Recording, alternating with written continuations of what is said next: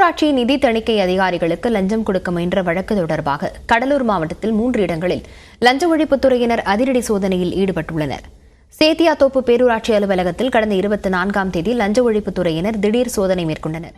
அப்போது கணக்கில் வராத 1,20,000 ரூபாய் ரொக்கம் கைப்பற்றப்பட்டது. இதுகுறித்து மேற்கொண்ட விசாரணையில் திடுக்கிடும் தகவல் வெளியானது. கடந்த வாரம் சேத்தியாத்தோப்பு பேரூராட்சி அலுவலகத்தில் உள்ளாட்சி நிதி தணிக்கை அதிகாரிகள் கணக்கு வழக்கு குறித்து தணிக்கை செய்தனர்.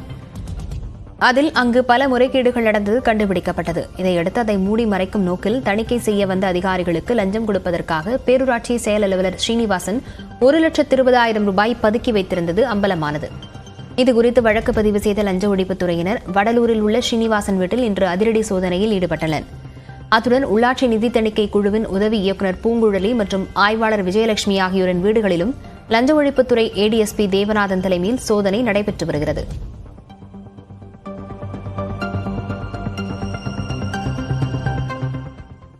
விவிபேட் இயந்திரங்களில் பதிவாகும் அனைத்து ஒப்புகைச் சீட்டுகளையும் பதிவான வாக்குகளுடன் சரிபார்க்க கோரிய மனுக்களை தள்ளுபடி செய்த உச்சநீதிமன்றம் வாக்குச்சீட்டு நடைமுறையை கொண்டுவர வேண்டும் என்ற கோரிக்கையையும் நிராகரித்தது. மின்னணு வாக்குப்பதிவு இயந்திரத்தில் பதிவாகும் வாக்குகளையும் விவிபேட் இயந்திரத்தின் ஒப்புகைச் சீட்டுகளையும் 100% சரிபார்க்க கோரி உச்சநீதிமன்றத்தில் பொதுநல வழக்குகள் தொடரப்பட்டன. இதனை உச்சநீதிமன்ற நீதிபதிகள் சஞ்சீவ் கண்ணா, தீபாங்கர் தத்தா அடங்கிய அமர்வு விசாரித்து வந்தது.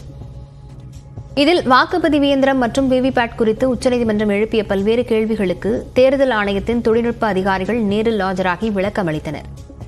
இந்நிலையில் விவிபேட் இயந்திரத்தில் பதிவாகும் ஒப்புகைச் சீட்டுகளை 100% சரிபார்க்க கோரிய மனுக்களை உச்சநீதிமன்றம் தள்ளுபடி செய்தது. அதேசமயம் மே 1ஆம் தேதிக்கு பிறகு விவிபேட் இயந்திரங்களில் பதிவாகும் சின்னங்களை சீல் வைக்க உத்தரவிட்டுள்ள உச்சநீதிமன்றம் தேர்தல் முடிவுகள் அறிவிக்கப்பட்ட பிறகு 45 நாட்களுக்கு அதனை பாதுகாக்க வேண்டும் என்று ஆணையிட்டுள்ளது.